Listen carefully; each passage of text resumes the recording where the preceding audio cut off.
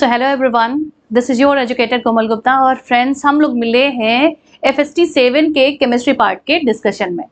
तो FST 7 का chemistry part का डिस्कशन स्टार्ट करने से पहले हमारे रिस्पेक्टेड सिंह सर का स्लोगन कि अब पढ़ने का अधिकार सबको और डॉक्टर बनने का अधिकार भी सबको।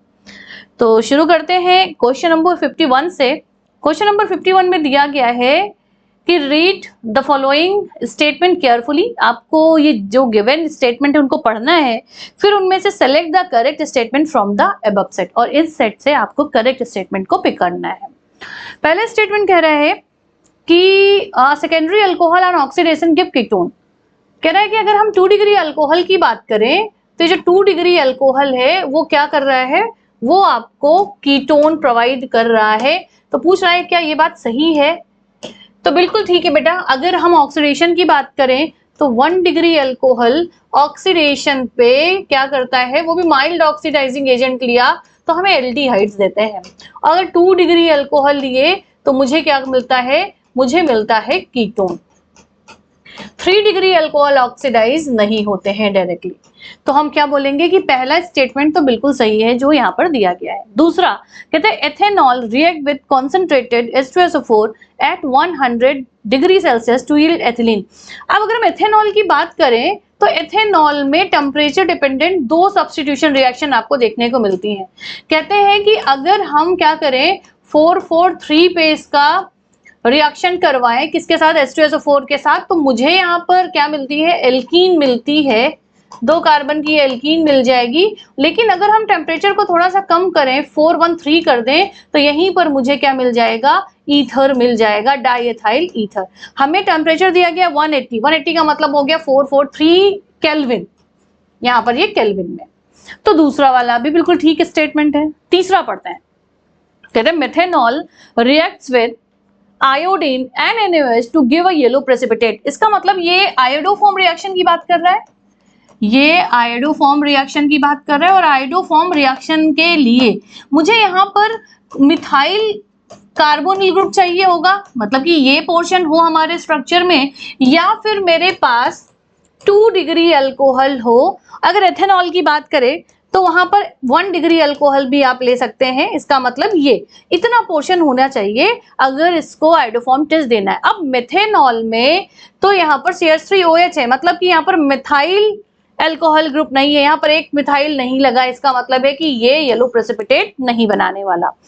लास्ट है hydrogen gas is liberated when sodium is added to an alcohol. बिल्कुल ठीक है कि हाइड्रोजन गैस लिबरेट करेगी, और ये करेक्टर एसिडिक करेक्टर को भी बताता है कि H हटेगा तो सोडियम एल्कोक्साइड बनाएगा। ये वाला भी एकदम सही है। तो सही कौन सा है, A सही है, D सही है और B सही है। A B D कहाँ आंसर दिया गया है, दिया गया है थर्ड वाले में।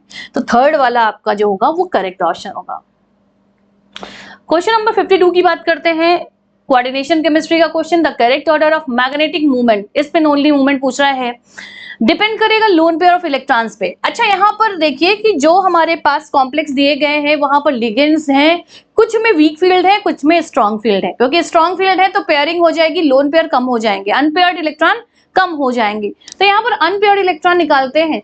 तो सबसे पहले अगर हम बात करें MnCl4 2-, ये अगर हम बात करें तो यहाँ पर जो अनपेयर्ड इलेक्ट्रॉन आने वाले हैं वो लास्ट ये जाएगा 3d5 में, क्योंकि 2 इलेक्ट्रॉन निकल जाएंगे। तो ये आ जाएंगे टोटल 5 इलेक्ट्रॉन, 5 के 5 अनपेयर्ड इलेक्ट्रॉन रहने वाले हैं। एंड पेयरिंग भी नहीं होगी। और अगर हम बात करें COCl4 2-, तो यहाँ पर अनपेयर्ड इलेक्ट्रॉन आ जाएंगे, क्योंकि पेयरिंग फिर से यहाँ नहीं होनी है, तो 3 इलेक्ट्रॉन आ जाएंगे, 3 अनपेयर्ड इलेक्ट्रॉन आ जाएंगे। और अगर हम बात करें FeCN6 की कोऑर्डिनेशन नंबर 4 के साथ, तो यहाँ पर चूंकि यहाँ पर ये स्ट्रॉन्ग फील्ड लिगेंड है, SFL है, तो क्या करा देगा, पेयरिंग करा देगा। और अगर पेयरिंग करा देगा तो 6 जो इलेक्ट्रॉन है 6 के 6 पेयरिंग हो जाएंगे, है ना, क्योंकि ये पेयरिंग करा देगा। इसका मतलब यहाँ पर 0 अनपेयर्ड इलेक्ट्रॉन बचेंगे। तो हमें पता है कि जितना ज्यादा अनपेयर्ड इलेक्ट्रॉन उतना ही ज्यादा मैग्नेटिक मूवमेंट होने वाला है। तो सबसे ज्यादा हो जाएगा MnCl4 प्लस का, 4-2 का, देन COCl का, देन FeCN6 का। इसका मतलब है कि हमारे पास जो करेक्ट ऑप्शन दिया गया है वो है ऑप्शन नंबर 3। नेक्स्ट क्वेश्चन की बात करते हैं। कहता है to deposit 0.6354 grams of copper by electrolysis of aqueous cupric sulfate solution, the amount of electricity required in coulombs। मतलब आपसे पूछ रहा है ये क्यों, तो आप इसको फॉर्मूले से कर सकते हैं, ZIT से कर सकते हैं, या फिर आप इसको कंपेयर कर लें तो W by E इक्विवेलेंट, मतलब weight upon equivalent mass is equals to Q upon Faraday, और फेराडे की वैल्यू आपको पता है, W आपको गिवन है, लिख लेते हैं 0.6354। अब इक्विवेलेंट वेट की जब बात करेंगे तो यहाँ पर आपको दिया जा रहा है क्यूप्रिक सल्फेट सोल्यूशन दिया जा रहा है, इसका मतलब है Cu2 प्लस जो है वो कन्वर्ट हो जाएगा Cu प्लस 2 इलेक्ट्रॉन, या फिर हमें यहाँ पर बैलेंस करने के लिए 2 इलेक्ट्रॉन इधर लगाने पड़ेंगे, देन ये जाके बनेगा कॉपर में। तो यहाँ पर जो एन फैक्टर निकल रहा है दैट विल बी द 2। तो यहाँ पर इक्विवेलेंट वेट हो जाएगा, वेट दिया गया है 0.6354 अपॉन 2, ये हो जाएगा इक्विवेलेंट वेट, ठीक है, सॉरी मॉलिक्यूलर मास 63/2। यहाँ पर थोड़ा सा करेक्ट करेंगे, कॉपर का molecular mass upon n factor हम करेंगे तो 63.2/2 ये आ जाएगा, ठीक, ये आ जाएगा 63.5/2। तो यहाँ पर अगर हम कैलकुलेट करके रखें तो 63.5/2 ये आ जाएगा अप्रॉक्स 31.75 के। क्यों हमसे पूछा जा रहा है फेराडेज की वैल्यू 96500, आपको ये कैलकुलेट करना है। तो Q is equals to cross multiplication करें अगर हम, तो ये हो जाएगा 0.6354 into 96500 upon 31.75। You have to calculate it, इसको आपको कैलकुलेट करना है, और जब आप इसका कैलकुलेशन करेंगे तो आपका आंसर आएगा ये 1930 कूलम के आसपास चार्ज पूछा जा रहा है आपसे। तो इनमें से option number 4 will be the correct, जो फोर्थ ऑप्शन है वो आपका करेक्ट आंसर होगा। ऑर्गेनिक पोर्शन का क्वेश्चन आया जिसमें सेट ऑफ द रिएक्शन दी गई है। सबसे पहले में आपको दिया गया है पैरामिथाइल एनिलीन, उसका हम एसाइलेशन करवा रहे हैं। यहाँ पर हमने क्या लिया है, एनहाइड्राइड लिया है, एसिटिक एनहाइड्राइड लिखा है। एसाइलेशन कराएंगे तो जो ए बनेगा वो क्या हो जाएगा, एसाइलेशन से क्या करता है, प्रोटेक्शन ऑफ अमीनो ग्रुप। ये जो अमीनो ग्रुप है वो कन्वर्ट हो जाएगा अमाइड ग्रुप में, वो भी 2 डिग्री अमाइड में, NHCH3। फिर आगे हमने क्या किया, हमने इसका ब्रोमिनेशन कराया एसिडिक मीडियम में, वीक एसिड लिया हमने CH3COH। तो यहाँ पर आर्थो पोजीशन पे ब्रोमीन आके लग जाएगा, ब्रोमिनेशन करवाएगा क्योंकि ये प्लस M है, आर्थो पैरा डायरेक्टर है, तो यहाँ पर para position sorry ortho position पे ब्रोमीन लग जाएगा क्योंकि पैरा तो ऑलरेडी फुलफिल है। फिर हमने क्या किया, ये हमारा बना B। अब B का हमने क्या कराया, हाइड्रोलिसिस कराया, है ना, एसिडिक मीडियम में हमने फिर से इसको एसिडिफाई कराया, और एसिडिफिकेशन से फिर से जो NHCH3 है अमाइड ग्रुप है वो अमीनो ग्रुप में कन्वर्ट हो जाएगा। तो यहाँ पर आ गया आपका NH2 फिर से, और यहाँ पे आ गया ब्रोमिनेशन, और ये हो गया CH3। आपका फाइनल प्रोडक्ट आ गया NH2Br CH3 आर्थो पोजीशन पर ब्रोमीन है, यहाँ पर D will be the final answer। कहते हैं the value of rate constant, यहाँ पर कांस्टेंट की बात की जा रही है, और आपको पता है कि रेट कांस्टेंट सिर्फ डिपेंड करती है टेम्परेचर पे, सिर्फ डिपेंड करेगी यहाँ पर टेम्परेचर पे। Salicylic acid is prepared from phenol by, कहते हैं सैलिसिलिक एसिड, अच्छा सैलिसिलिक एसिड होता क्या है, सैलिसिलिक एसिड होता है आर्थोहाइड्रोक्सी बेंजोइक एसिड, इसी को आप बोलते हैं सैलिसिलिक एसिड। कहते हैं कैसे हम फॉर्म कर सकते हैं, रिमोटिमन रिएक्शन से कर सकते हैं, नहीं बेटा, रिमोटिमन रिएक्शन से आप सैलिसिलिक एसिड नहीं बना सकते। और कोल्बे रिएक्शन से आप सैलिसिलिक एसिड बना सकते हैं, यस। अगर मेरे पास फिनॉल है, अगर मेरे पास फिनॉल है, रिमोटिमन से हम सैलिसल्डिहाइड बना सकते हैं। तो हम क्या करेंगे, सबसे पहले हमने इसको बेस के साथ रिएक्ट कराया, इसको हमने फिनॉक्साइड आयन में कन्वर्ट कर लिया which is more reactive than phenol. अब यहाँ पर इसकी रिएक्शन अगर हम CO2 से कराएं तो ये बना देता है सॉल्ट, यहाँ पर जुड़ जाएगा COONA, और साथ में यहाँ पर ONA है। इसको हम फिर से क्या करेंगे, Na को हटाने के लिए एसिडिफाई करेंगे और एसिडिफिकेशन के बाद हाइड्रोलिसिस के बाद ये फिर से कन्वर्ट हो जाएगा OH और यहाँ पर आ जाएगा COOH। ये रिएक्शन कहलाती है कोलबेज रिएक्शन। तो यस, कोलबेज रिएक्शन के थ्रू हम फिनॉल से सैलिसिलिक एसिड बना सकते हैं। अच्छा, लास्ट दिया गया है कोल्बे इलेक्ट्रोलिसिस, ये एल्केन्स के लिए होता है, फ्री रेडिकल मैकेनिज्म होती है, तो यहां से हम सैलिसिलिक एसिड नहीं बना सकते। कहते हैं which one has the highest boiling point. तो अगर बॉइलिंग पॉइंट है तो I इंटू सी कर लेते हैं, है ना, I इंटू सी। I यहाँ पर फैक्टर है, तो अगर I की वैल्यू यहाँ पर देखें तो 4 2 1 3, मतलब कि 3 इंटू 0.1 आयंस। यहाँ पर 2 हो गया, 2 इंटू 0.1, इधर पर हो जाएगा 0.1 एंड इंटू 5, 3 ये और 2 ये, इधर हो जाएगा 0.1 इंटू 2। इसका मतलब है जिसमें सबसे ज्यादा आयंस होंगे, जिसका आई फैक्टर सबसे ज्यादा होगा, उसी में सबसे ज्यादा क्या होने वाला है, बॉइलिंग पॉइंट होने वाला है, राइट। तो I इंटू सी करके निकाल लेंगे, सरल सा क्वेश्चन था। Which of the following plot is accordance with the Arrhenius equation? अगर Arrhenius equation की बात करें तो log K is equals to log A minus, लिख देते हैं, log K is equals to log A minus EA upon 2.303 RT, है ना, ये आप पढ़ते हैं इक्वेशन। और अगर आप देखें तो y is equals to C by M X, मतलब कि यहाँ पर नेगेटिव स्लोप के साथ वाला ऑप्शन आएगा। 1/t दिया गया है, यहाँ पर 1/t है और log k से यहाँ पर रिलेशन है, तो फर्स्ट वाला नेगेटिव स्लोप को शो कर रहा है। इसका मतलब है कि पहला वाला जो ऑप्शन है वो आर्हेनियस इक्वेशन को शो करेगा। एथाइलिन डाइब्रोमाइड, अगर हम बोले एथाइलिन डाइब्रोमाइड, इसका मतलब है ये विसिनल स्ट्रक्चर को बता रहा है। अगर लिखा होता एथाइलिडीन ब्रोमाइड तो वो होता जेमिनल, एथाइलिन लिखा है इसलिए विसिनल, तो यहाँ पर आपको विसिनल ढूंढना है। इसका मतलब अलग अलग कार्बन पे ब्रोमो लगे होने चाहिए, वो भी एडजेसेंट होने चाहिए। ये हो गया हमारा vicinal structure and it is given in the option number 2। Highest oxidation state +7 shown by which actinoid. सारे एक्टिनोइड्स में 2 ही लोग हैं जो +7 ऑक्सीडेशन स्टेट शो करते हैं, वो है नेपच्यूनियम एंड टोनियम, मतलब कि NP एंड PU। तो पहला ही ऑप्शन हमें मिल गया है और इट इज टोटली याद रखने वाला क्वेश्चन। आपको याद रखना है कि +7 किस एक्टिनोइड्स में शो होती है। लिखा है the complex compound chloro di aqua triamine cobalt third chloride is represented as.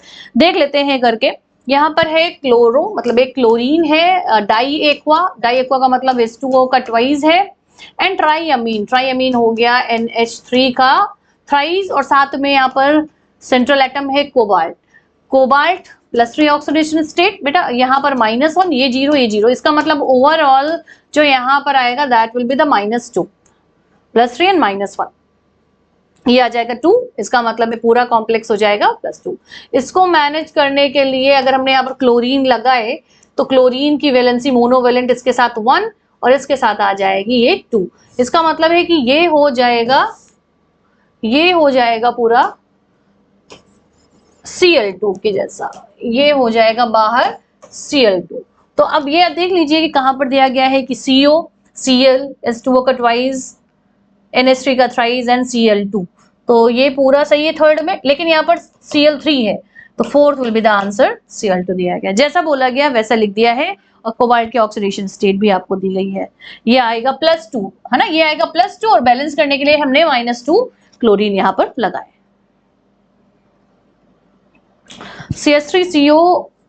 CH3CHO carbonyl compound की रिएक्शन की जा रही है HCN के साथ, मतलब कि एडिशन रिएक्शन यहाँ पर देखने को मिल रहा है आपको। चलो देखते हैं। कहते हैं CH3CHO में HCN जोड़ना है, साइनोहाइड्रिन जैसी चीजें आपने पढ़ी हैं, ये देखिए पोलराइज्ड होंगे और यहाँ पर ये क्या बन जाएगा, यहाँ पर बन जाएगा CH3COO CH3CH और इसी पे लगा OH और इसी पे लगा CN। कहते हैं हाइड्रोलिसिस कर दें अगर हम इसकी, तो हाइड्रोलिसिस में जो CN है वो अपने एसिड में चेंज हो जाएगा, तो फाइनल जो प्रोडक्ट आएगा CH3CHOH एंड ये CN चेंज हो जाएगा COOH में। यहां पर दिख रहा है कायरल मॉलिक्यूल तैयार हो चुका है आपका, which is option number 4, optical active है। कहते हैं the explanation for the presence of 3 unpaired electron in the nitrogen atom can be given by. कहते हैं अगर नाइट्रोजन की बात करें तो लास्ट इलेक्ट्रॉन जो है वो किसमें जाएगा, 1s2 2s2 2p3। अगर 2p3 की बात करें तो कहते हैं कि p 3 ऑर्बिटल रखता है और सभी में एक एक इलेक्ट्रॉन होते हैं, तो सभी में एक एक इलेक्ट्रॉनों का फिल होना ये कहलाता है हुन्स रूल। हुन्स ने कहा था कि सबसे पहले क्या करेंगे, हम डीजेनरेट ऑर्बिटल में इलेक्ट्रॉन एक एक करके डालेंगे with parallel spin, spin same होनी चाहिए, अगर बच रहे हैं तो फिर से विद अपोजिट स्पिन हम उनको पेयर अप करेंगे। तो ये है according to the Hund's rule. Okay, आपको दिया गया है कुछ इंडक्टिव इफेक्ट, वो भी कौन सा, ओके माइनस आई सभी दिख रहे हैं आपको, दिख रहे हैं अगर देख लीजिए आप, तो यहाँ पर माइनस आई का ऑर्डर आपसे पूछा जा रहा है, सबसे ज्यादा किसका हो जाएगा फिर किसका ये आपसे पूछा जा रहा है। तो 64 नंबर क्वेश्चन में आप देखेंगे order of minus I, basically आपसे पूछ रहा है ऑर्डर ऑफ माइनस आई। तो माइनस आई सबसे ज्यादा यहाँ पर जो गिवन है दैट इज फ्लोरीन, उसके बाद OH है नहीं, OR है, तो OR और सबसे कम हो जाएगा हमारा NR2 का, क्योंकि R दो यहाँ पर अल्काइल ग्रुप लगे हैं, सबसे कम हो जाएगा।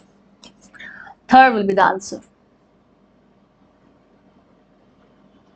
IUPAC name is the compound, name of the compound. एक बल्कि ग्रुप दिया गया है, सबसे पहले देखिए ब्रांचेस कहां पर है, 1 2 3 4 5 6 7, अगर हम ऐसे गिने तो 7, लेकिन स्ट्रेट गिन रहे हैं तो 8 आ रहा है, तो इसका मतलब है कि जो स्ट्रेट लाइन है वही हमारी PC हो जाएगी। अब जहां से ब्रांच पास में वहां से शुरू करेंगे, उधर से जाएंगे तो 4th पे आएगी, इधर से चल रहा है तो 3rd पे आ रही है, इसका मतलब सही हमारा जो रूट है वो ये है। अब ये मिथाइल है, इसको बोलेंगे आइसोप्रोपाइल। अगर आइसोप्रोपाइल आंसर नहीं दिया गया तो इसको हम क्या बोल सकते हैं, हम इसको लॉन्गेस्ट चेन 1 2 लिख सकते हैं, इसका मतलब 1 मिथाइल इथाइल लिख सकते हैं। तो 3 मिथाइल 5 पर 1 मिथाइल इथाइल ऑक्टेन दिया गया है आपके सेकेंड ऑप्शन में। तो 65 का second option will be the right answer. कह रहे what is the EN of nickel in निकल कार्बोनिल। अच्छा, निकल कार्बोनिल दिया गया है बेटा, और कार्बोनिल में ऑक्सीडेशन स्टेट हमें अच्छे से पता है कितनी होती है, कार्बोनिल में ऑक्सीडेशन स्टेट होती है 0। इसका मतलब है सारे निकल के इलेक्ट्रॉन इसी के पास है। कितना होता है निकल के टोटल इलेक्ट्रॉन, 28। अब ऑक्सीडेशन इसकी 0, इसका मतलब शेयरिंग में नहीं है। 4 कार्बोनिल मतलब कि 4 यहाँ पर लिगेंड्स लगे हैं, और 4 लिगेंड का मतलब हो गया 4 बॉन्ड जिससे बनाए हैं कोऑर्डिनेट। चलो एकदम सिंपल, देखो फॉर्मूले से करने की जरूरत नहीं, आप ऐसे भी कर सकते हो कि क्या बनाया, 4 बॉन्ड यहाँ पर इसने बनाए हैं, और 4 कोऑर्डिनेट बॉन्ड, भाई ये डोनर है, ये लिगेंड्स हैं, डोनेट कर रहे हैं, तो 2 इलेक्ट्रॉन यहाँ पर हैं इनके जो इसको मिले हैं। तो टोटल इलेक्ट्रॉन कितने हो गए, 28 तो इसी के पूरे इलेक्ट्रॉन थे, और 2 2 4 2 6 2 8 इलेक्ट्रॉन इसके थे। इसका मतलब 8 हो गया 6 एंड ये 3, 36 हो जाएगा इसका इफेक्टिव एटॉमिक नंबर। तो 36 विल बी द आंसर। कहते हैं the maximum number of atomic orbitals associated with the principal quantum number 5। आपको जो गिवन है that is principal quantum number, main shell दिया गया है आपको NH5, और आपसे पूछ रहा है ऑर्बिटल्स। ऑर्बिटल्स का मतलब हो गया आपसे पूछ रहा है मैग्नेटिक क्वांटम नंबर। जब आपको n गिवन हो और m पूछा जाए तो ये होता है n² के बराबर। तो बस आपको n की वैल्यू पता है 5, इसका आप स्क्वायर करेंगे, ये आ जाएगा 25 ऑर्बिटल्स। 25 ऑर्बिटल्स आ जाएंगे, यही आपका आंसर हो जाएगा। अगर इलेक्ट्रॉन पूछे जाते तो हम 2 × 25 कर देते, 50 इलेक्ट्रॉन्स आ जाते। तो फिलहाल हमसे सिर्फ ऑर्बिटल पूछा गया है, तो हम जाएंगे 4th ऑप्शन के साथ।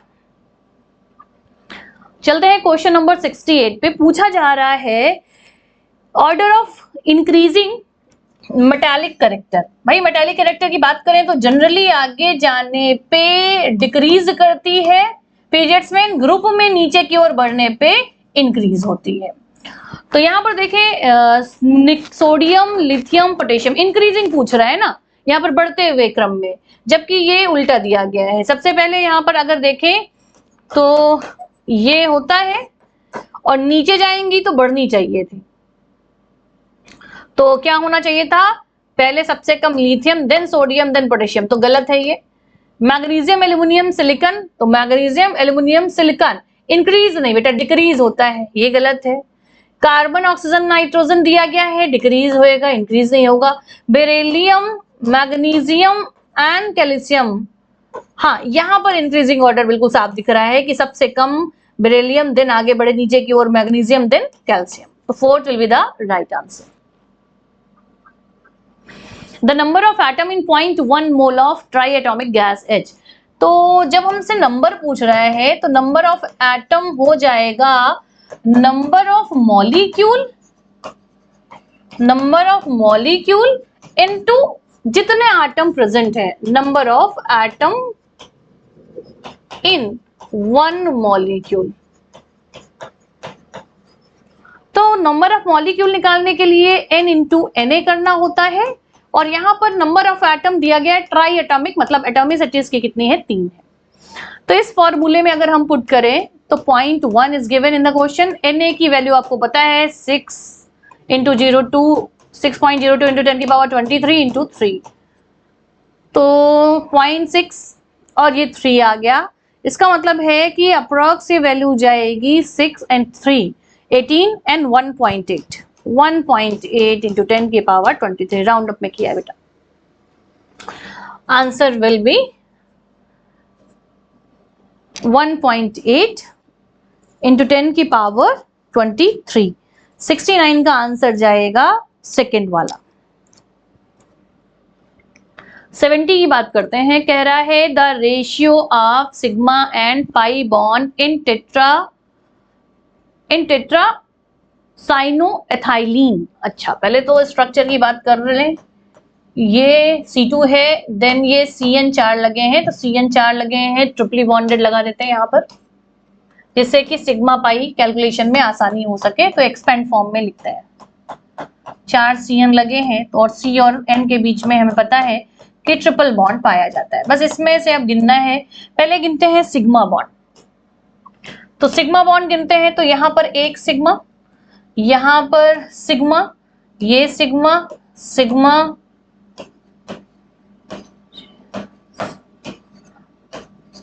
यहाँ पर मुझे जो सिग्मा बॉन्ड्स मिले वो मिले मुझे 9।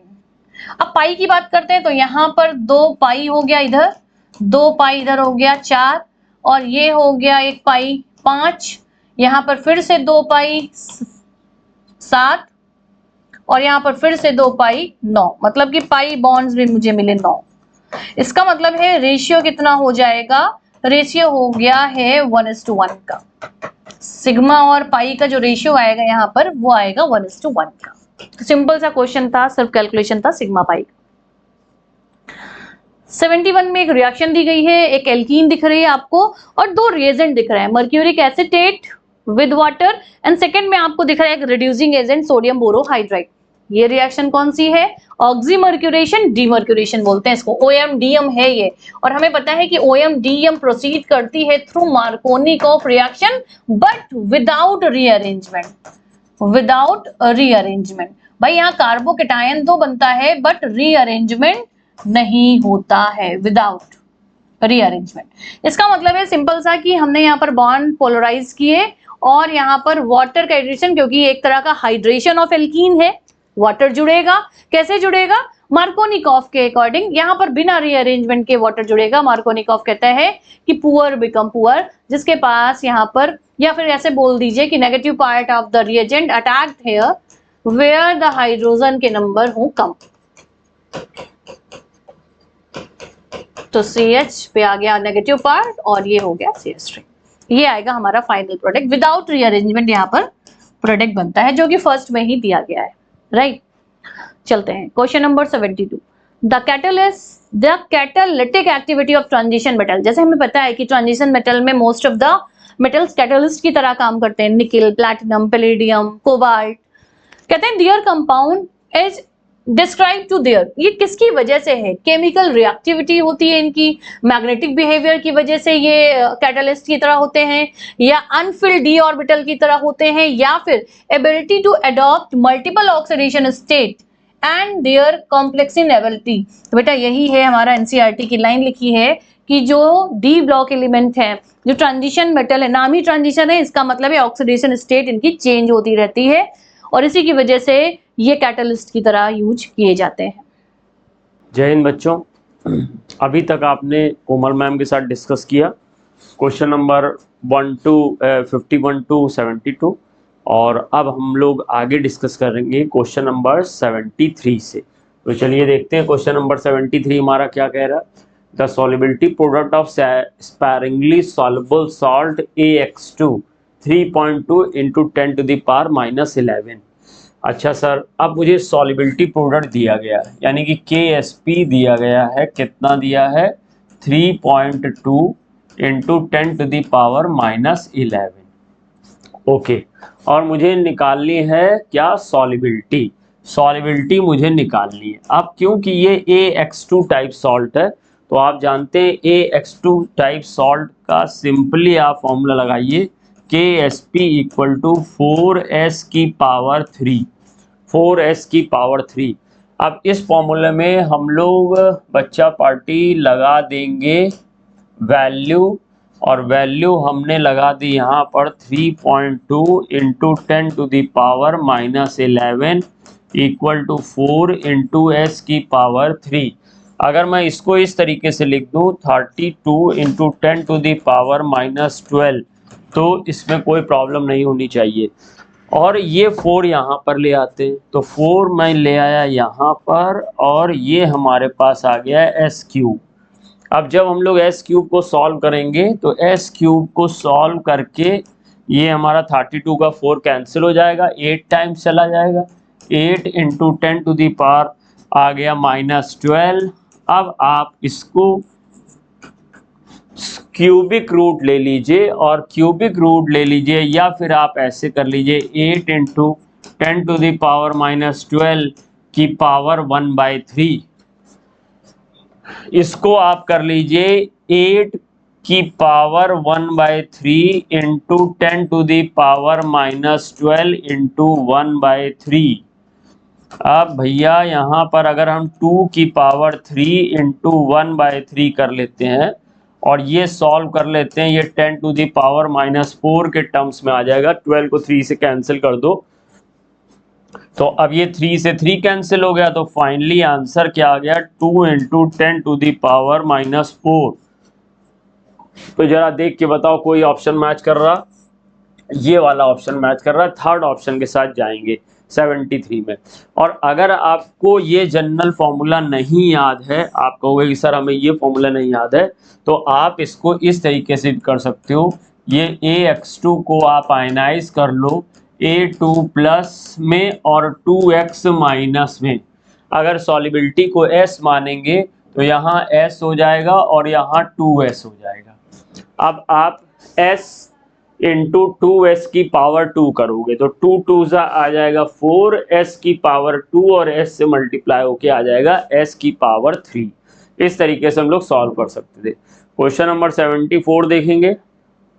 Question number 74, the reaction Zn2+ 2 electron in zinc standard potential -0.76 है। देखो भैया, स्टैंडर्ड पोटेंशियल नेगेटिव है, इसका मीन्स ये हुआ कि ये रिएक्शन नॉन स्पॉन्टेनियस है। दैट मीन्स Zn2+ Zn में कन्वर्ट नहीं होना चाहता है, या ये कह सकते हैं कि Zn2+ Zn में रिड्यूस होना नहीं चाहता है। लेकिन अगर हम इसी रिएक्शन को इस तरीके से लिख दें, Zn इन Zn2+ और ये 2 इलेक्ट्रॉन ऐसे लिख दें, तो ये जो पोटेंशियल हो जाएगा, ये पोटेंशियल बच्चा पार्टी मेरा आ जाएगा +0.76। दैट मीन्स ये रिएक्शन होगी स्पॉन्टेनियस। जिंक का ऑक्सीडेशन होगा स्पॉन्टेनियस, तो ये एक अच्छा रिड्यूसिंग एजेंट होगा। कौन? जिंक। जिंक एक गुड रिड्यूसिंग एजेंट होगा। और जो भी तुम्हें तो पता है कि जिन भी मेटल आयन का potential, electrode potential, standard electrode potential negative होता है, वो इलेक्ट्रोकेमिस्ट्री में ऊपर होते हैं, और ऐसी मेटल हाइड्रोजन को उनके कंपाउंड या एसिड से डिस्प्लेस कर सकती है। तो अब ये हमसे कह रहा है कि इसका मीन्स क्या हुआ? Zn cannot replace H2 from acid, ये तो बात गलत हो गई, क्योंकि अगर किसी मेटल आयन का स्टैंडर्ड इलेक्ट्रोड पोटेंशियल नेगेटिव है तो इसका मीन्स है वो मेटल एसिड से हाइड्रोजन को डिस्प्लेस करेगी। Zn इज रिड्यूसिंग एजेंट, तो ये तो गुड रिड्यूसिंग एजेंट हमने लिखा ही है यहाँ पर, तो ये बात तो सही हो गई। Zn हमारा गुड रिड्यूसिंग एजेंट है। Zn इज ऑक्सीडाइजिंग एजेंट, ये बात गलत है। Zn2+ को हम एज ए ऑक्सीडाइजिंग एजेंट कह सकते थे, क्योंकि Zn2+ यहाँ पर रिड्यूस होता तो ऑक्सीडाइजिंग एजेंट बन जाता। कौन? Zn2+। Zn is oxidising agent, ये बात गलत हो गई। Zn2+ इज रिड्यूसिंग एजेंट, ये भी बात गलत हो गई, क्योंकि Zn2+ तो एज ए ऑक्सीडाइजिंग एजेंट काम करेगा, हालांकि वो अच्छा ऑक्सीडाइजिंग एजेंट नहीं होगा क्योंकि उसका स्टैंडर्ड इलेक्ट्रोड पोटेंशियल नेगेटिव आ रहा था। इस तरह से मिला जुला के हमारा सेकंड ऑप्शन सही हुआ। Wurtz reaction of methyl iodide yields a organic compound X। अच्छा ठीक है, मेथिल आयोडाइड की वुड्स रिएक्शन बना लेते हैं। आप जानते हो ये हमने लिया मेथिल आयोडाइड और इसकी रिएक्शन सोडियम से करा दी, और जब हम लोग ने इसकी रिएक्शन सोडियम से करा दी ड्राई ईथर की प्रेजेंस में, अब हमारा यहाँ पर क्या होगा? 2NaI निकल जाएगा और साथ में इथेन बन जाएगा। ये इथेन बन गया या CH3 बन गया। अब इथेन हमसे आगे क्या कह रहा है? Which one of the following reaction also yield X, ये X है। तो अब ये जो चार ऑप्शन दिए इनमें से कौन सा ऑप्शन, कौन सी रिएक्शन ऐसी है जो इथेन बनाएगी, वो हमें चेक करना है। तो चलिए सर, ये C2H5Cl Mg के साथ रिएक्ट करेगा तो C2H5 MgCl बनाएगा, तो ये नहीं हो सकता, ये नहीं हो सकता है। C2H5Cl अगर LiLH4 के साथ रिएक्शन करेगा तो ये इसको रिड्यूस कर देगा और रिड्यूस करने के बाद C2H6 बन जाएगा, तो ये हो सकता है।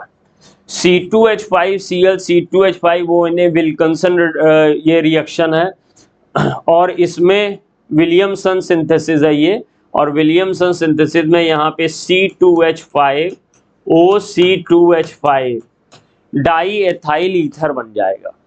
तो अभी ये तो X है नहीं, और ये CHCl3 और Ag की रिएक्शन से आपने पढ़ा होगा एसिटिलीन बनता है, एसिटिलीन। इस तरह से हमारा जो सही ऑप्शन होना चाहिए वो 75 का सेकंड ऑप्शन करेक्ट होना चाहिए, जो एथेन बनाएगा। नेक्स्ट क्वेश्चन की तरफ हम लोग चलते हैं। अब नेक्स्ट क्वेश्चन हमारा क्या होगा?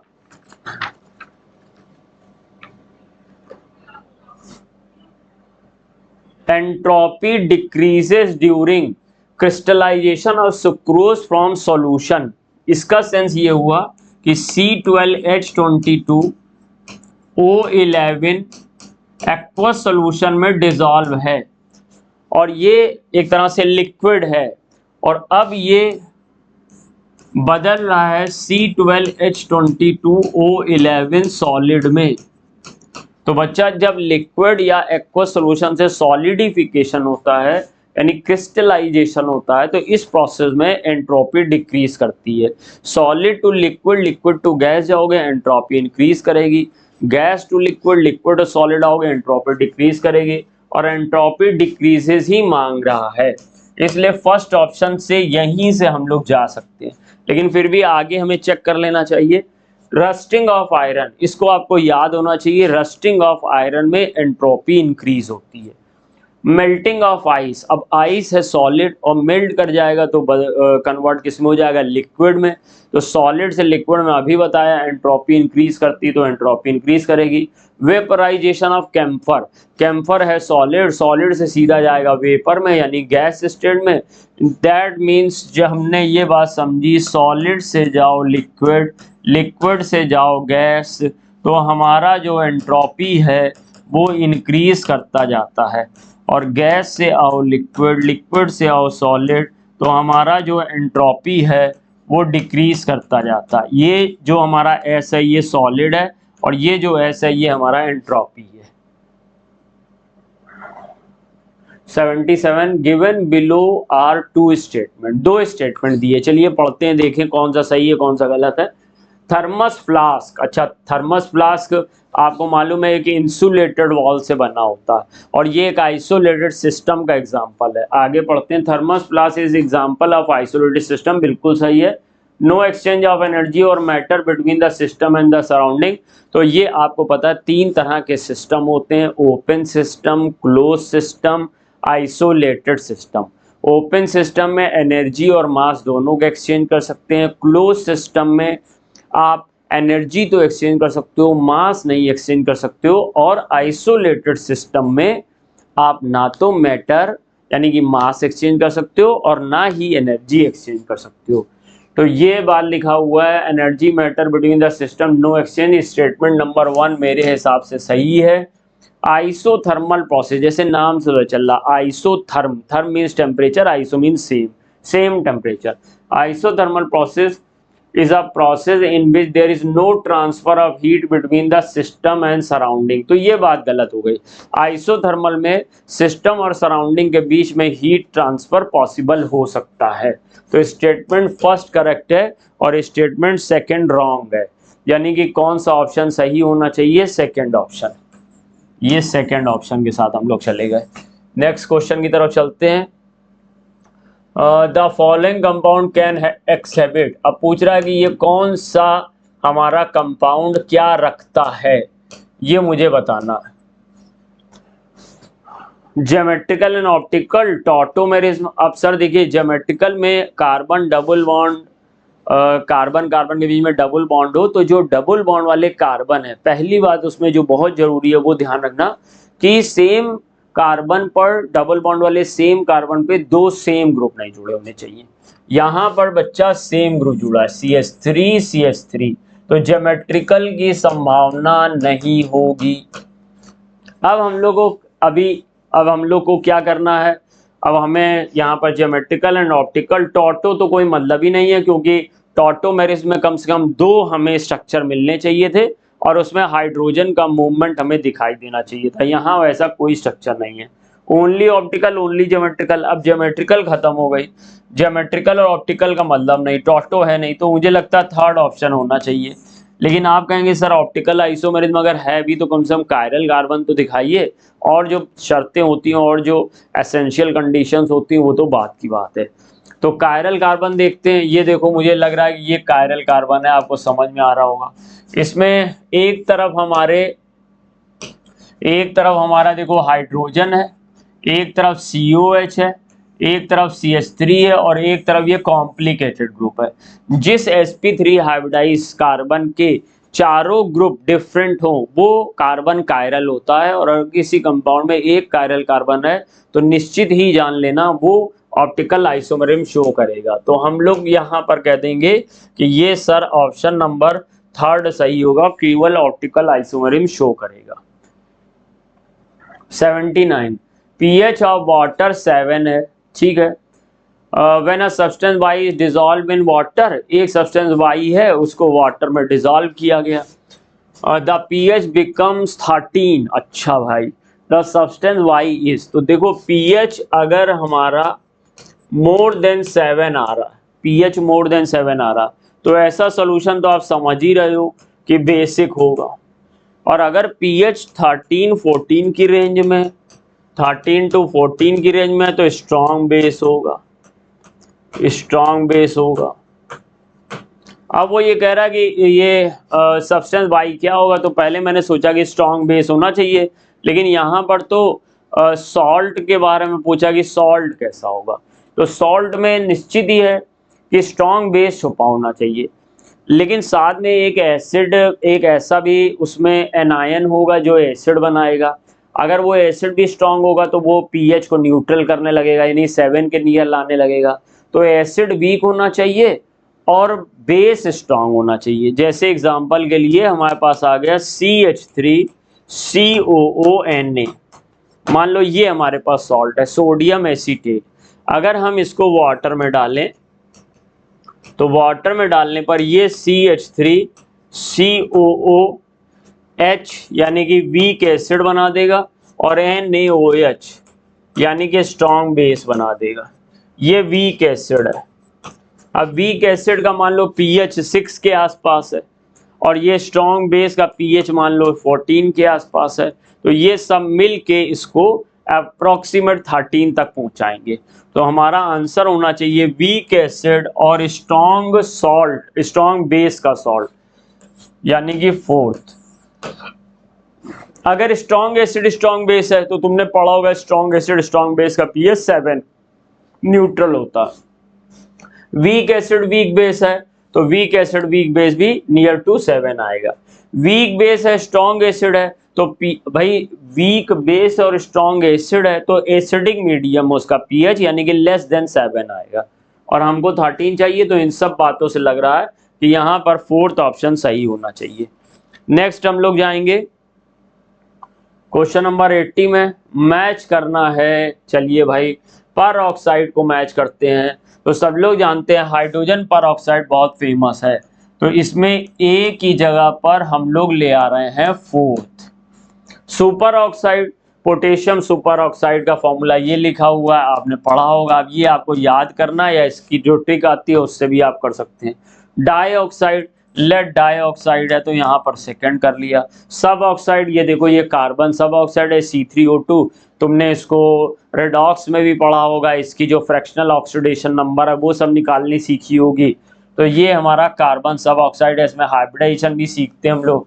इसका स्ट्रक्चर इस तरीके से ये स्ट्रक्चर होता C3O2 का।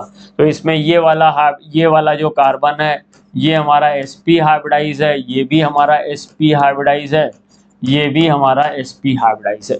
तीनों हमारे sp हाइब्रिडाइज हैं क्योंकि इनमें दो दो पाई बॉन्ड बन रहे हैं।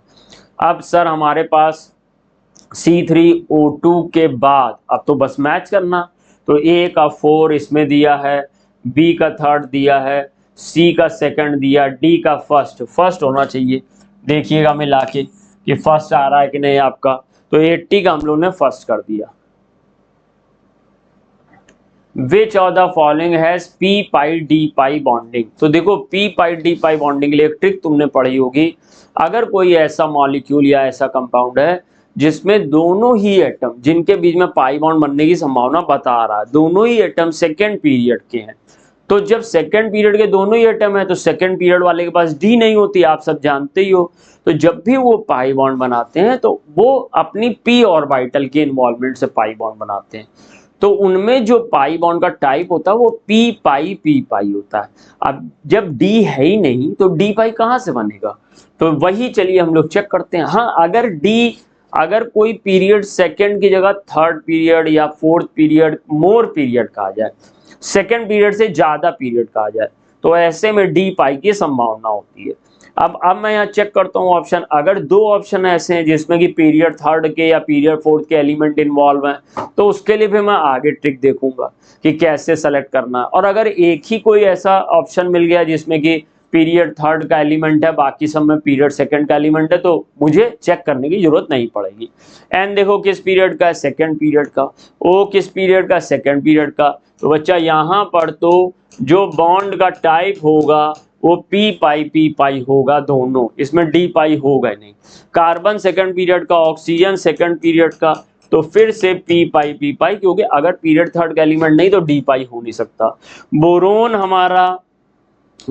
हमारा 2nd पीरियड का और ऑक्सीजन भी हमारा 2nd पीरियड का। हालांकि ये जो BO3 माइनस है, ये BO3 माइनस को इस तरीके से ये थोड़ा सा यहाँ पे 2 माइनस है, 2 माइनस मुझे समझ नहीं आया, 3 माइनस होना चाहिए था, तो ये BO3 माइनस तो ये होता, तो इसमें तो पाई बॉन्ड होता ही नहीं है। तो अभी अगर मैं इसमें पी पाई लिख दूं तो मेरे आंसर पे कोई फर्क नहीं पड़ेगा, लेकिन ओवरऑल ये गलत हो जाएगा। तो इसमें पाई बॉन्ड होता ही नहीं, तो सर यहाँ पे कुछ नहीं लिखेंगे। अब S पीरियड थर्ड का एलिमेंट है और ऑक्सीजन पीरियड सेकंड का, तो ऑक्सीजन अपना लगाएगा P, S लगाएगा D, तो यहाँ पर हो जाएगा D पाई P पाई। अब इसी को हम लोग D पाई P पाई को ही P पाई D पाई भी कह सकते हैं। सो मेरा ऑप्शन नंबर 4 करेक्ट होगा इस क्वेश्चन का, क्वेश्चन नंबर 81 का ऑप्शन नंबर 4 करेक्ट होगा। ऑप्शन नंबर 81 तक देख चुके हैं, क्वेश्चन नंबर 81 तक, क्वेश्चन नंबर 82 पे आएंगे। एक रिएक्शन दी गई है, चलिए बनाते हैं, बहुत इजी रिएक्शन है। ये देखो, ये मैंने ले लिया है C6H6 और इसका नाइट्रेशन किया, कंसंट्रेट HNO3 और कंसंट्रेट H2SO4।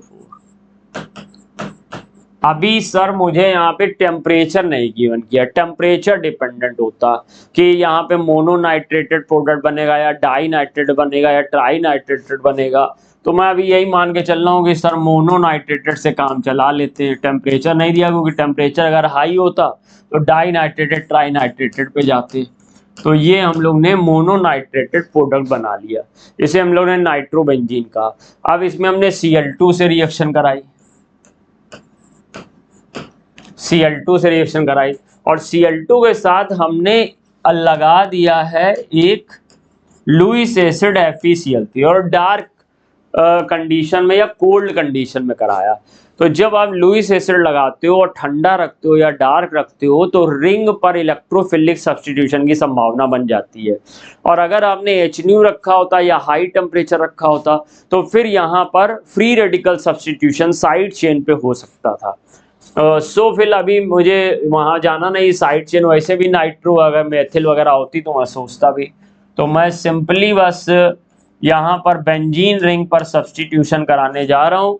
लेकिन NO2 कैसा डायरेक्टिंग है, मेटा डायरेक्टिंग है, ऑर्थो पैरा डायरेक्टिंग तो है नहीं, तो जो आने वाला ग्रुप है वो मेटा पे आएगा, ये मेटा कंडीशन पे आएगा, ये कंपाउंड मेरा बनेगा। अब आप मुझे इसका नाम पता करना होगा, तो इसका नाम पता करना है तो यहाँ पे देखो क्लोरोबेंजीन क्लोरोबेंजीन क्लोरोबेंजीन, सब जगह क्लोरोबेंजीन लगा, ये 1,2 डाई नाइट्रो क्लोरोबेंजीन दे दिया है, लेकिन इसकी भी संभावना नहीं है, क्योंकि अगर हम नाइट्रेशन आगे बढ़ा भी देते तो 1,3 नाइट्रो की पॉसिबिलिटी होती।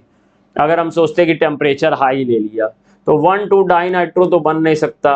हाँ, यहाँ पर अगर हम नंबरिंग ऐसे करते हैं 1 2 3 तो हम इसको बोलेंगे 3 नाइट्रो क्लोरोबेंजीन, तो 3 नाइट्रो क्लोरोबेंजीन सेकेंड ऑप्शन में गिवन है, तो मुझे लगता है कि 82 का सेकेंड ऑप्शन सही होना चाहिए। नेक्स्ट क्वेश्चन देखते हैं, क्वेश्चन नंबर 83।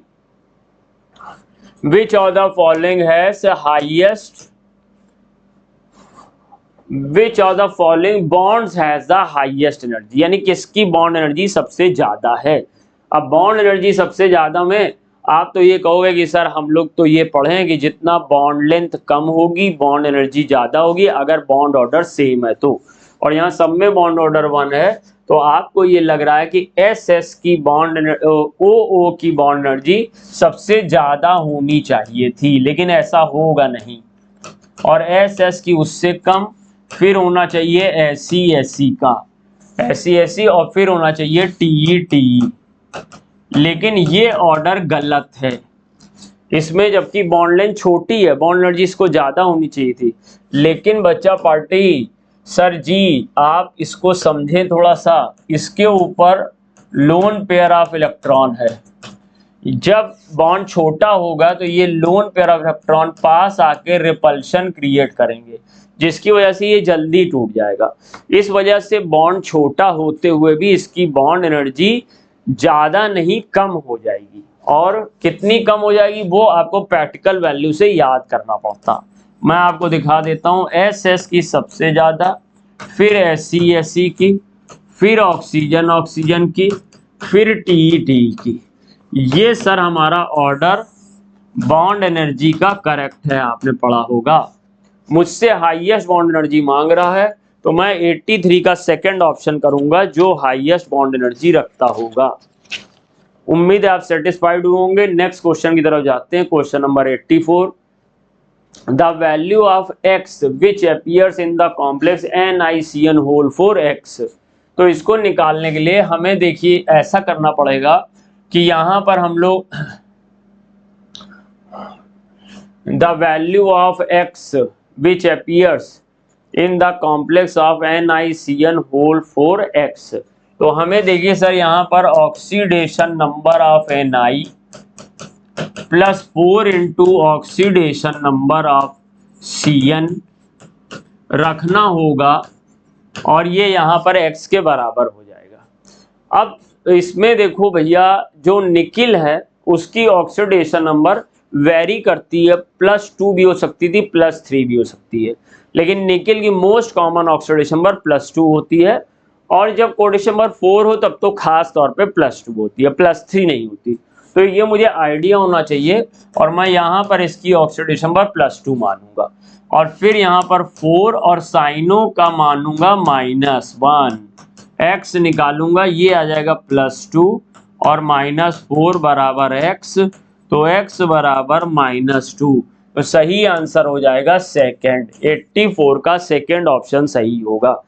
अब ये निकिल में अगर आप कंफ्यूज हो गए कि क्या रखें, +2 रखें, +3 रखें, 0 रखें, तो आपको समस्या हो सकती है। अगर यहाँ पर देखो कार्बोनिल होता तो हम निकिल की 0 मान सकते थे, लेकिन साइनो है, Cl है, Br है, I है, तो आप +2 ही कंसीडर करेंगे और इस तरह से हम लोग x का -2 मान लेंगे। क्वेश्चन नंबर 85 देखते हैं। ये क्वेश्चन कई बार आपने पढ़ा होगा। अब देखो इसको कंपेयर कर लेते हैं, थोड़ा लेंदी हो जाएगा। देखते हैं छोटे में कैसे निकाल सकते हैं। देखो ये PCl5 है और PCl3 है और Cl2 है। अगर आप रिलेशन K और P के बीच में लेना चाहते हो तो इसको इस तरीके से सॉल्व करो। मान लो कि शुरू में PCl5 का 1 मोल था, उस समय ये 0 मोल था। जब इक्विलिब्रियम एस्टैब्लिश हुआ तो इसमें से अल्फा मोल निकल गए, इसके अल्फा बन गए, इसके अल्फा बन गए। ठीक है बेटा जी। अब आप यहां पर टोटल मोल एट इक्विलिब्रियम पहले निकाल लो, टोटल मोल। तो टोटल मोल हमारे पास आ जाएगा 1 + 1 - alpha plus alpha plus alpha, that means 1 + alpha. ये टोटल मोल आ गए। अब आप इसका के लिए रिलेशन लिखिए, तो K = होगा PCl3 का एक्टिव मास या पार्शियल प्रेशर, Cl2 का पार्शियल प्रेशर अपॉन PCl5 का पार्शियल प्रेशर। पार्शियल प्रेशर कैसे निकलता है, जो ये मोल दिया है ये लेंगे upon total mole into total pressure P। फिर पार्शियल प्रेशर कैसे निकलेगा, Cl2 का, इसका लेंगे mole upon total mole into P। और अगर हम लोग यहाँ पे अपॉन करेंगे तो अपॉन का जो नीचे आ रहा है इसको उल्टा करके लिख दे रहा हूं, तो इसको उल्टा करके हमारे पास क्या आ जाएगा, 1 + अल्फा ऊपर आ जाएगा, नीचे आ जाएगा 1 - अल्फा P।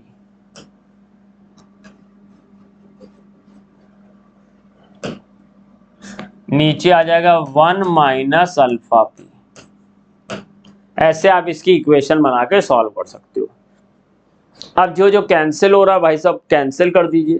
कैंसिल क्या क्या हो रहा है, एक 1 + अल्फा, 1 + अल्फा कैंसिल हो गया, एक P कैंसिल हो गया। अब मुझे क्या मिला यहाँ पर, अब मुझे मिला alpha square P upon 1 + alpha 1 - alpha, यानी 1 - अल्फा का स्क्वायर।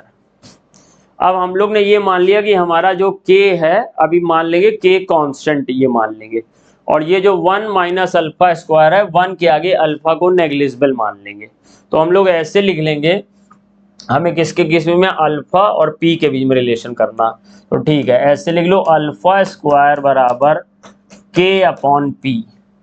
फिर हम लोग ऐसे कर लेंगे अल्फा बराबर अंडर रूट के अपॉन पी। अगर हम लोग के को कांस्टेंट के टर्म में हटा दें तो alpha proportional to under root 1 by under root P आ जाएगा।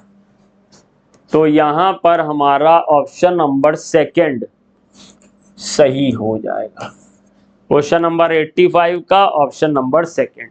इस तरह के क्वेश्चन में कई बच्चे याद भी कर लेते तो स्पीड अप हो जाता है। डायरेक्ट आप यहाँ पे मार सकते हैं कि अल्फा प्रेशर का इनवर्सली प्रोपोर्शनल हो जाएगा, क्योंकि ये देखो ये अल्फा पी है और ये यहाँ अल्फा स्क्वायर बन रहा है, पी नीचे आएगा तो इनवर्सली प्रोपोर्शनल अंडर रूट का रिलेशन होगा। सो इसका सेकंड ऑप्शन सही हो गया। Question number 86, 0.53 gram of Na2CO3, W दिया हुआ है 0.53 ग्राम Na2CO3 का। उसके बाद कह रहा है dissolve in 100 ml of sodium carbonate, 100 ml ले लिया सोडियम कार्बोनेट का। द नॉर्मेलिटी हमें बतानी है, तो नॉर्मेलिटी बताने के पहले मुझे इक्विवेलेंट वेट निकाल लाना चाहिए। इक्विवेलेंट वेट इक्वल टू होता है मोलैरिटी अपॉन वैलेंसी फैक्टर, क्योंकि सोडियम कार्बोनेट एक सॉल्ट है और इसमें टोटल प्लस चार्ज 2 आते हैं, इसका वैलेंसी फैक्टर 2 है। और ये यहाँ पे ये मोलैरिटी नहीं मॉलिक्यूलर वेट है। मॉलिक्यूलर वेट सोडियम कार्बोनेट का ऐड करोगे 106 आएगा, 2 से डिवाइड करोगे 53 आएगा। इस तरह से इक्विवेलेंट वेट 53 आ गया। अब मुझे नॉर्मेलिटी का इक्वेशन याद होगा, normality equal to 1000 into weight of solute upon volume of solution and equivalent weight of solute. रखो भाई साहब और देखें क्या निकलता है। 1000 में W मेरा कितना आ रहा था 0.53 और मेरा वॉल्यूम कितना आ रहा है 100 और इक्विवेलेंट वेट क्या आ रहा है बच्चा पार्टी 53। तो सिंपल अभी ये यहाँ पर इसको हटा दीजिए, डेसिमल हटा दीजिए तो ये यहाँ पर डेसिमल हटा के 100 आ जाएगा। 53 से 53 कैंसिल कर लीजिए, 1 2 3 तो ये 1/10 आ जाएगा। आप लोग ने कर भी लिया होगा इजीली, आप लोग तो अच्छा जानकार हैं। तो 1/10 को n/10 हम लोग लिख सकते हैं, तो यहाँ पर थर्ड ऑप्शन हो जाएगा मेरा।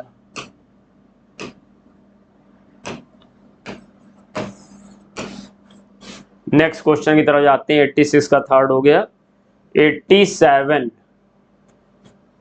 अच्छा हमको निकालना है रेट का एक्सप्रेशन।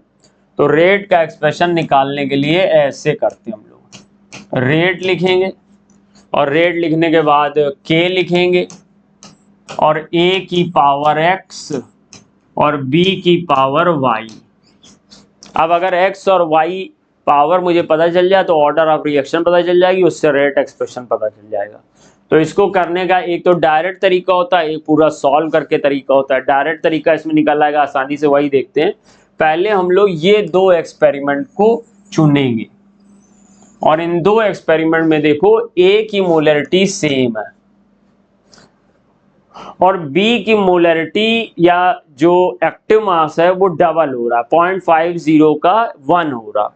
अब कंसंट्रेशन डबल की और रेट भी डबल हो गया, तो समझ जाओ पावर 1 होती है।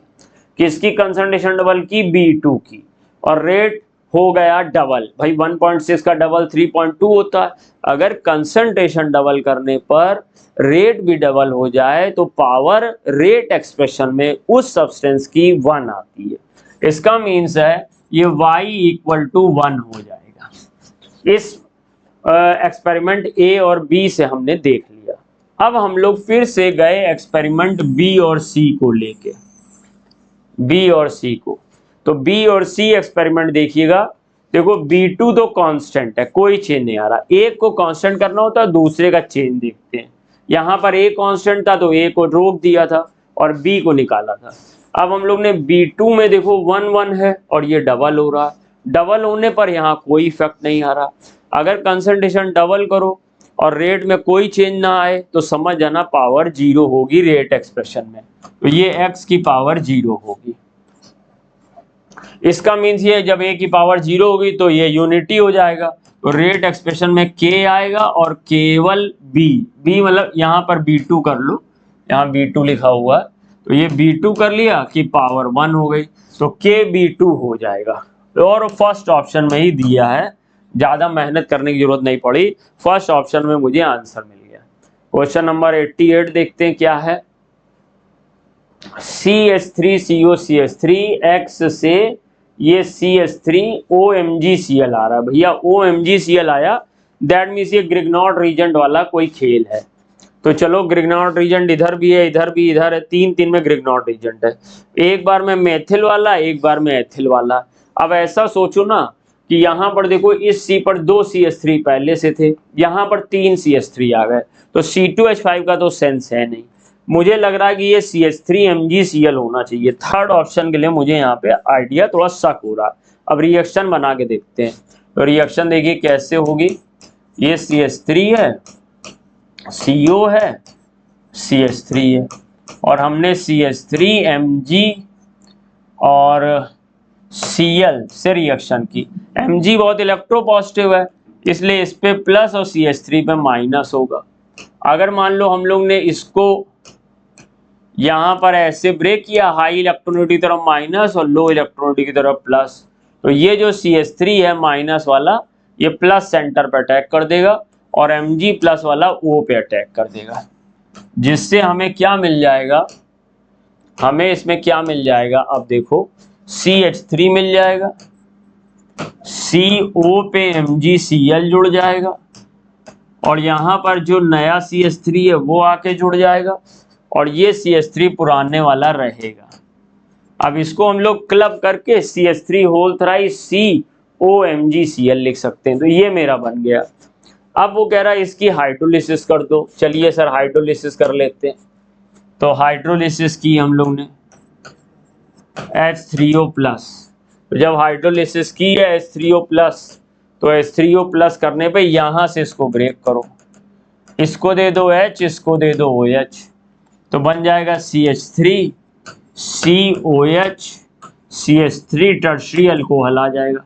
अच्छा, कुछ बच्चों को याद भी है कि अगर हम लोग एसीटोन पर या कीटोन्स पर हम लोग ग्रिग्नॉर्ड रीजेंट की रिएक्शन कराएं फॉलोड बाय हाइड्रोलिसिस, तो टर्शियरी अल्कोहल बनता, तो उस तरह से भी जल्दी से निकाल सकते थे। ये टर्शियरी अल्कोहल बन गया और MgOHCl यहाँ पे अलग हो जाएगा। ये है हमारा Y और ये था हमारा X, ये था हमारा X, तो X CH3MgCl था, Y हमारा CH3 होल थ्राइस COH होगा। 88 का थर्ड ऑप्शन सही होगा।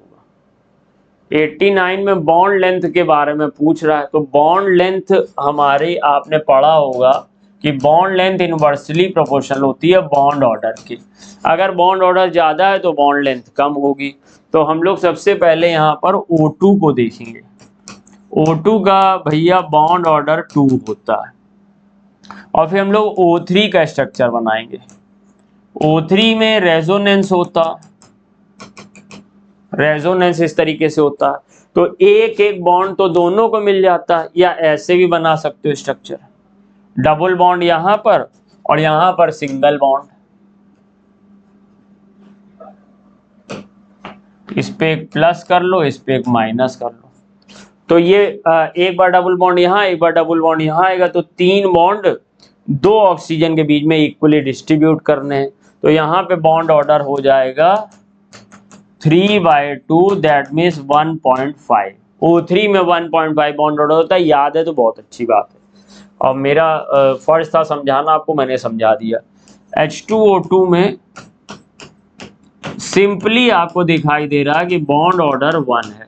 अब जैसा कि हम यहाँ देख रहे हैं बॉन्ड ऑर्डर जितना ज्यादा होगा बॉन्ड लेंथ उतनी कम होगी, तो बॉन्ड लेंथ का ऑर्डर मुझे तो ये लग रहा है, और इंक्रीजिंग में मुझे दिखाना है, तो O2 का सबसे कम, उससे ज्यादा O3, उससे ज्यादा H2O2, तो थर्ड ऑप्शन के साथ जाएंगे। आप लोग अपनी राय रखिएगा, अगर कहीं पे आपको कंफ्यूजन हो रहा है या आपको लग रहा है कि नहीं दूसरा आंसर होना चाहिए, तो राय बताइएगा। अब ये स्लाइड में हमारा ऑप्शन नंबर 1 में कार्बन थोड़ा ठीक नहीं छप पाया, अब चलो देख लेते बना के क्या आएगा फॉर्मूला।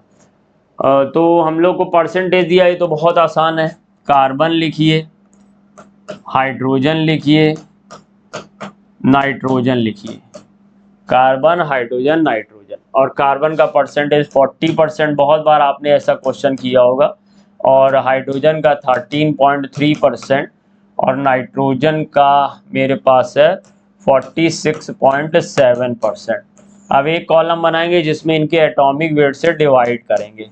तो 40/12 कार्बन का एटॉमिक वेट 12 होता है, 13.3/1 46.7/14, क्योंकि नाइट्रोजन का एटॉमिक वेट 14 होता है। जब इनको सॉल्व करके निकाला तो देखो ये तो 13.3 आ जाएगा। अब 40/12 वही 3 पॉइंट समथिंग आना चाहिए, 3.33 के आसपास। देख लेते हैं, 40/12 3.33 आ रहा है, जैसा कि आप खुद ही समझ रहे थे। और ये भी 3.33 आ जाना चाहिए। 46.7/14, 3.33 आ गया, बड़ा बढ़िया। अब ये जो 3.33 आया और ये 13.3 आया, ये 3.3 आया, तो सबको छोटी वाली नंबर 3.33 से डिवाइड कर देना। अब ये तो 1 आ गया, ये भी 1 आ गया।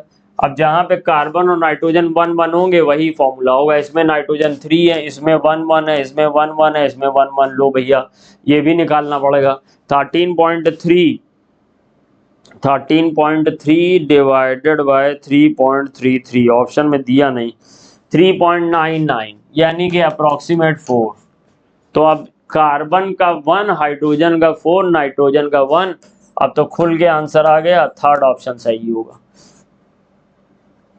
91 का हाइब्रिडाइज कार्बन निकालना है। देखो, जब कार्बन पे ट्रिपल बॉन्ड होता है, यानी 2 पाई बॉन्ड होते हैं, तो sp हाइब्रिडाइजेशन होता है।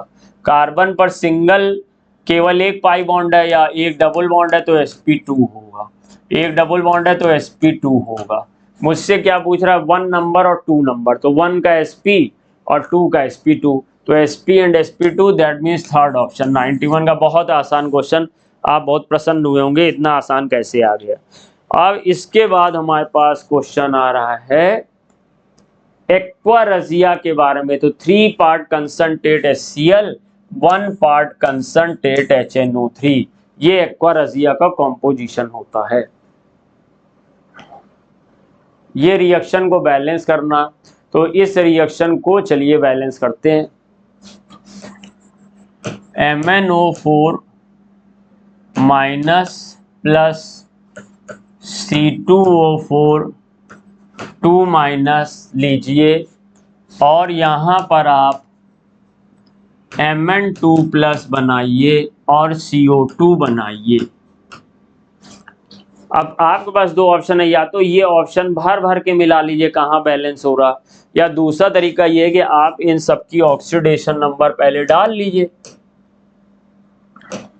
यहाँ पर Mn की ऑक्सीडेशन नंबर +7 है, यहाँ पे ऑक्सीडेशन नंबर +3 है, यहाँ पे ऑक्सीडेशन नंबर +2 है, यहाँ पे ऑक्सीडेशन नंबर +4 है। ऑक्सीडेशन नंबर निकाल लिया।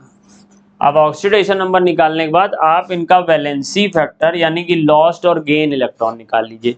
लॉस्ट और गेन इलेक्ट्रॉन मींस होता है चेंज इन ऑक्सीडेशन नंबर। देखो यहाँ 7 है, यहाँ 2 है, तो चेंज कितने का आया, 5 का, तो इसका वैलेंसी फैक्टर 5 है। यहाँ पर ऑक्सीडेशन नंबर 3 है, यहाँ पर 4 है, तो चेंज कितने का आया, 1 का। लेकिन यहाँ कार्बन एटम 2 है, तो 1 कार्बन का 1, दूसरे कार्बन का 1, तो टोटल आ गया 2। अब ये जो वैलेंसी वेक्टर है इसको क्रॉस मल्टीप्लिकेशन कर दीजिए, यहाँ पे 2 लिख दीजिए, यहाँ पर 5 लिख दीजिए। तो सर हमारा पहला नंबर 2 आ गया, ए की जगह पे 2 आ गया और बी की जगह पे 5 आ गया। तो 2 5 किस में दिया, सेकंड में दिया, तो सेकंड ऑप्शन सही हो गया। आगे ज्ञान लगाने की जरूरत नहीं है। लेकिन अगर आप कह रहे हैं कि नहीं सर हम तो पूरा सॉल्व करेंगे, तो पूरा सॉल्व करने के लिए आपको ये काम करना चाहिए कि यहाँ पर 2Mn है तो यहाँ 2Mn कर देना चाहिए, यहाँ पे 5 2 10C है तो यहाँ पे 10C कर देना चाहिए। अब यहाँ पे ऑक्सीजन देखिए 20 है और यहाँ पर 10 2 20, और यहाँ पे ऑक्सीजन 5 4 20 और 2 4 8। यहाँ पर 8 ऑक्सीजन ज़्यादा है, तो बैलेंस करने के लिए ऑक्सीजन की बैलेंसिंग वाटर से की जाती है, तो यहाँ 8 वाटर जोड़ दिए। अब यहाँ पे 16H बढ़ गए, तो यहाँ पर 16H प्लस ले आए, तो जो H प्लस की नंबर है वो कितनी है 16, और सही हो गया हमारा। सिंपल सी बात थी, आराम से कर सकते थे, सेकंड ऑप्शन सही था। मोस्ट एसिडिक पूछ रहा है, तो मोस्ट एसिडिक में हम लोग को सबसे पहले देखना ये फिनॉल है। ये तो देखो ऐसे ही बाहर हो गया, क्योंकि जो जनरल हमारे जो नॉर्मल एल्कोहल होते हैं वो लेस एसिडिक होते हैं इन कंपैरिजन टू फिनॉल, तो फिनॉलिक जो हमारे कंपाउंड है वो मोर एसिडिक है, तो इन तीन में से एक संभावना हो सकती है। अब ये अकेला फिनॉल है और इसमें हमारे पास ये CH3 जो है इस फिनॉल पे प्लस H और प्लस I इफेक्ट लगा रहा है, और प्लस H या plus I effect acidic strength को डिक्रीज करता है, और जो ये NO2 है ये यहाँ पर हमारा माइनस R इफेक्ट लगा रहा है या माइनस I भी लगा रहा है, माइनस R से डिसाइड करेंगे, तो ये एसिडिक स्ट्रेंथ को इंक्रीज करेगा, ये एसिडिक स्ट्रेंथ को इंक्रीज करेगा।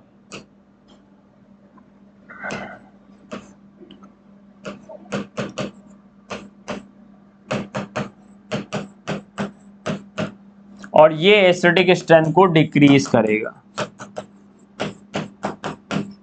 और ये फिनॉल एज इट इज रहेगा, इसलिए ले दे के जो मोस्ट एसिडिक होगा वो हमारा सेकंड होगा, 94 का सेकंड ऑप्शन सही होगा। The heat of formation of H2O दी गई है और H2O2 दी गई है, और हमको इस रिएक्शन का एंथैल्पी चेंज निकालना। तो आपने पढ़ा होगा एंथैल्पी चेंज इक्वल टू होता है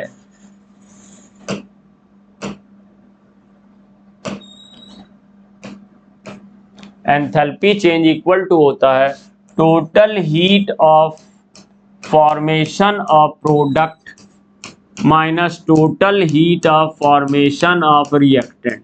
ये फॉर्मूला आपको जानना चाहिए, अगर ये फॉर्मूला आपको नहीं पता तो आप इन दोनों की रिएक्शन बनाएंगे, हैश लॉसेस को सॉल्व करेंगे, हैश लॉसेस भी सॉल्व करने का तरीका, लेकिन ये ज़्यादा शॉर्टकट है इसलिए मैं इसी को यूज़ कर रहा हूँ।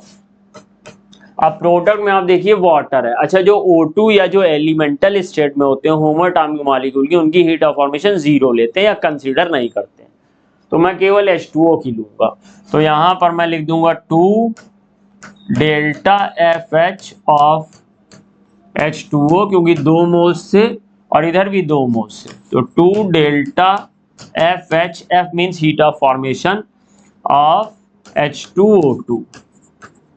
चलिए बच्चा पार्टी रख देते हैं वैल्यू, आपके कहने पे बताइएगा मुझे। H2O कितनी है -188, यहाँ पे रख दिया -188, माइनस H2O2 की कितनी दी गई है -286। सॉल्व कर लीजिए, बहुत आसान काम है। 2 8 जा 16, 2 8 जा 16, 1 ऐड किया और 17, 2 1 जा 2 और 376, ये माइनस माइनस प्लस हो जाएगा, 2 6 जा 12 और ये 1 कैरी कर दिया, 2 8 जा 16 और 17, 2 2 जा 4 और 5। अब 572 में से 376 को सबट्रैक्ट करना, तो 12 में से 6 गया 6 और ये यहाँ पे आ जाएगा 9, यहाँ पे आ जाएगा 1 प्लस 196 किलो जूल। तो क्या plus 196 kilo joule first option है, तो 95 का फर्स्ट ऑप्शन मुझे करना है। 96 when glucose react with bromine water, अरे वाह भाई बहुत बढ़िया रिएक्शन है, एनसीईआरटी की लाइन है, रिएक्शन है। इसमें देखो ये याद कर लेना, ये ग्लूकोज है, अगर हम ब्रोमीन वाटर के साथ जाते हैं जो एक माइल्ड ऑक्सीडाइजिंग एजेंट है, तो बेटा जो ब्रोमीन वाटर होता है माइल्ड ऑक्सीडाइजिंग एजेंट होने के चलते एल्डिहाइड को तो कार्बोक्सिलिक ग्रुप में ऑक्सीडाइज कर देता है, लेकिन इस CH2 को जो एक प्राइमरी अल्कोहल है CH2OH को ऑक्सीडाइज नहीं कर पाता। ये जो हमारा कंपाउंड बनता है इसका नाम होता है ग्लूकोनिक एसिड, ये ग्लूकोनिक एसिड है। अच्छा, अब जब इतना सीखा तो ये भी एडिशनल बात सीख लो कि अगर हम इसी को HNO3 के साथ रिएक्ट करा दिए होते, कंसंट्रेट HNO3 एक स्ट्रॉन्ग ऑक्सीडाइजिंग एजेंट है, तो ये ऊपर वाले CHO को तो ऑक्सीडाइज करता ही, साथ में नीचे वाले अल्कोहल को भी ऑक्सीडाइज कर देता, और तब इसका नाम हो जाता सैक्रिक एसिड। तो अगर HNO3 दिया होता तो सेकंड ऑप्शन सही होता, और मुझे दिया गया है ब्रोमीन वाटर, तो मेरा ग्लूकोनेट यानी कि फोर्थ ऑप्शन करेक्ट होगा। 97 बहुत जल्दी जल्दी चल रहे हैं हम लोग, खत्म होने वाला है। Acetaldehyde on treatment with dilute alkali gives aldol. ये एल्डोल कंडेंसेशन की शर्त है कि कोई भी एल्डिहाइड कीटोन जिसके की अल्फा कार्बन pH है, मूवेबल है, या अल्फा हाइड्रोजन है, वो डाइल्यूट अल्कली की प्रेजेंस में हम लोग को एल्डोल बना के देता है। तो ये सही है। और aldehyde molecules contain alpha hydrogen atom. एसरेशन भी सही, रीजन भी सही। एल्डोल वही देगा जिस एल्डिहाइड कीटोन के अल्फा कार्बन पर H होगा या अल्फा हाइड्रोजन एटम होगा। सो एसरेशन भी सही और रीजन भी सही और करेक्ट एक्सप्लेनेशन। तो 97 का फर्स्ट ऑप्शन के साथ हम लोग जाएंगे। इन ClF3 मॉलिक्यूल, ये स्पेलिंग गलत छप गई, molecule, ClF3 molecule lone pair occupies equatorial position to minimize. तो ये NCERT की लाइन है, इसको समझने के लिए काफ़ी हमें समय चाहिए, जो हमारे पास अभी फ़िलहाल समय नहीं है। तो ये ClF3 को ये इक्वेटोरियल पोजीशन पे लोन पेयर क्यों है, क्योंकि इसमें सबसे पहले हम लोग लोन पेयर को मिनिमम रिपल्शन स्टेट में ले जाना चाहते हैं। अगर लोन पेयर से फैसला ना हो पाए स्ट्रक्चर का, तो लोन पेयर बॉन्ड पेयर को मिनिमम रिपल्शन स्टेट में ले जाते हैं, और इसलिए हमारा यहाँ पे आंसर होगा lone pair repulsion and lone pair bond pair repulsion. ये थर्ड ऑप्शन होगा, इसको याद कर लीजिए, NCERT की लाइन है। Match the following correct column first and second. लिखा at similar temperature pressure for gases, यानी कि सेम। अब मैं वहां पे एग्जामिनर सेम कहना चाह रहा होगा, सिमिलर लिख दिया। At same temperature and pressure for gases volume and equal number. अच्छा, इक्वल नंबर ऑफ मॉलिक्यूल। अच्छा, ये कहना चाह रहा है कि एवोगैड्रो लॉ के बारे में ये आइडिया दे रहा है कि at same temperature and pressure if we taken same volume of 2 or more than 2 gases then that gases have same number of molecule। तो ये जो हमको शॉर्ट फॉर्म में लिख के दिया है, इससे हमें समझना पड़ेगा कि ये एवोगैड्रो हाइपोथेसिस बता रहा है, इसलिए ए का सेकंड सही होना चाहिए। एथाइन और बेंजीन, देखो भैया एथाइन का फॉर्मूला है C2H2 और बेंजीन का फॉर्मूला है C6H6। अगर हम C6H6 को 3 से डिवाइड कर दें तो ये भी C2H2 हो जाएगा, यानी इनका बेसिक जो एम्पिरिकल फॉर्मूला होगा वो CH होगा, इसका भी इसका भी। इसका मीन्स है परसेंटेज ऑफ एलिमेंट सेम होगा, तो इसका फोर्थ हो जाएगा एथाइन और बेंजीन। अब सर देखिएगा mole fraction and molality. Mole fraction में वॉल्यूम नहीं होता है फॉर्मूले में, सब मास होता है। मोलैलिटी में भी मास होता है, और जिन कंसंट्रेशन टर्म्स में या उनके फॉर्मूला में वॉल्यूम नहीं इन्वॉल्व होता है वो टेम्परेचर इंडिपेंडेंट होते हैं, टेम्परेचर बदलने पे बदलते नहीं हैं। लेकिन अगर फॉर्मूले में वॉल्यूम होगा तो टेम्परेचर से बदल जाएंगे, तो ये टेम्परेचर इंडिपेंडेंट है। ये टेम्परेचर इंडिपेंडेंट मत समझ लेना, टेम्परेचर इंडिपेंडेंट है। तो सी के साथ हम लोग को फर्स्ट ले लेना चाहिए। अब तो कुछ बचा ही नहीं, ऑटोमेटिक डायनेमिक इक्विलिब्रियम थर्ड हो गया। मैच करके बताओ कौन सा वाला मैच हो रहा। ए का सेकंड, फर्स्ट में तो थर्ड है, और सेकंड और फोर्थ में संभावना बन रही है। बी का फोर्थ, तो सेकंड में बी का फोर्थ आया, सेकंड ऑप्शन मुझे करना चाहिए। और सेकंड ऑप्शन में सी का फर्स्ट है तो सी का फर्स्ट मिल रहा, डी का थर्ड हो रहा भाई, तो 99 का सेकंड ऑप्शन हो गया। और अब तो बहुत आसान क्वेश्चन 100 का आ गया। कौन क्रोमियम का ऑक्साइड एम्फोटेरिक है? तो ये देखो इसमें ऑक्सीडेशन नंबर +2 है।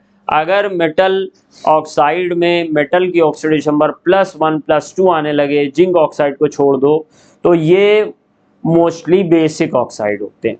अगर ऑक्सीडेशन नंबर +3 +4 आने लगे तो ये मोस्टली एम्फोटेरिक होते हैं, क्योंकि साइंस में ऑलवेज कुछ नहीं होता। और अगर +6 +7 आ जाए तो एसिडिक ऑक्साइड होते हैं। अब यहाँ पर देखिए ये +6 ऑक्सीडेशन है तो ये एसिडिक हो गया है। इसमें भी हमारे पास +6 होता है तो एसिडिक हो जाएगा। और इसमें हमारे पास +3 है तो एम्फोटेरिक हो जाएगा। एम्फोटेरिक यानी कि ऑप्शन नंबर 2 सही होगा और ये बेसिक हो जाएगा। और Cr2O3 आपने याद भी किया होगा कि ये हमारा एक बेसिक ऑक्साइड होता है। इस तरीके से हम लोग ने अपने पेपर को फाइनलाइज किया। 51 to 100 मैंने और कोमल मैम ने मिल के आपको डिस्कस किया। बच्चों बताइएगा अगर कहीं कोई डाउट हो तो कमेंट बॉक्स में लिख के बताइएगा। Thank you.